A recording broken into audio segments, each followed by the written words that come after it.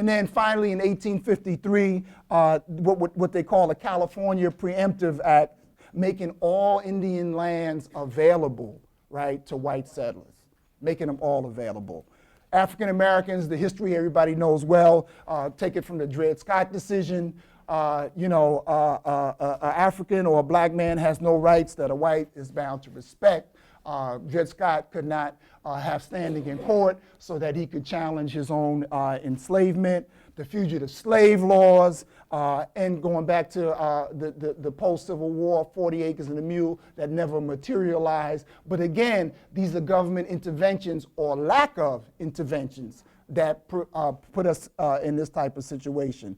And then as we have this debate about immigration in this period, right, understanding that free blacks, right, up through the 1850s, right, occupied many of these domestic jobs and low-wage jobs, only to be displaced by a new wave of immigrants, right, which was sanctioned by the federal government at that time.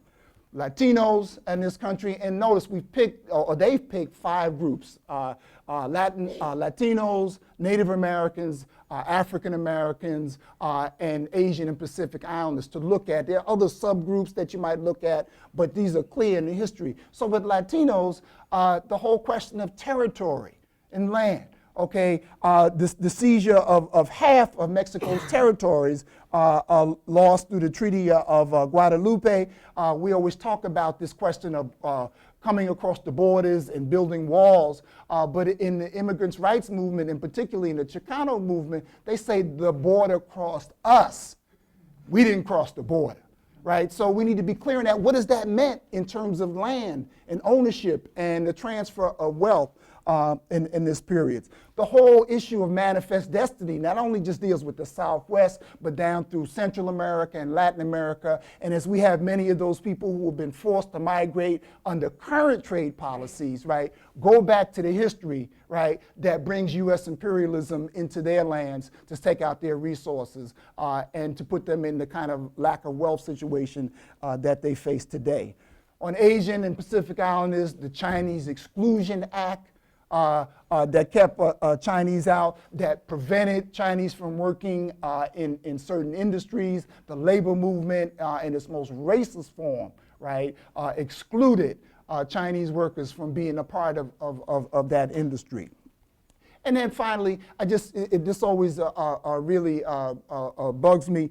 We talk about the 1950s and the GI Bill, right, and how that helped, right? This is the post-World War II. This is after the fight for democracy, the fight against fascism, right, that we come home. And so you have a GI Bill to help with school, to help with home ownership, right? Except the problem is that most black folks, most GIs couldn't get into most of the universities in this country. They had to come to Fayetteville States and St. Aug's and A&T and other places because there weren't enough seats available for them in those schools, so most people couldn't take advantage of all of those benefits. And I went to HBCU. I remember this, of course, was in the 60s, and you still had this legacy of Korean vets and others coming in with their GI benefits, but they weren't at UNC, okay? They weren't at Duke, and they weren't at the larger institutions. So again, what you might get out of that education and the accumulation of wealth and income,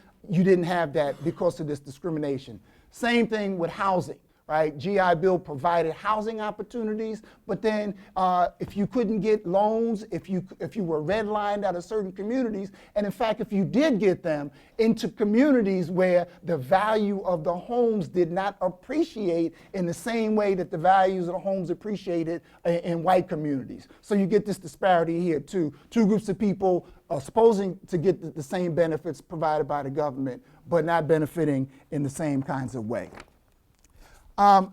So what we have now in terms of this crisis, I mean, you've got what I call the convergence of the American dream and this whole new set of asset building stuff that's a kind of trend out here in the community development movement, that what we have to do is build up assets, we've got to get homes and whatnot. It's not just jobs, the stuff I talked about before. But we almost have a religion in this country about home ownership, right? That's the American dream. You have to own a home, right? And the government has really supported that kind of thing since, maybe 1913 or so. I think that's when they started giving tax deductions for interest payments on mortgages. And during the Depression, I think maybe Chip mentioned this stuff, like certain measures were taken to help with home ownership at that time. And then we talk about the post-World War II infusion of home stuff.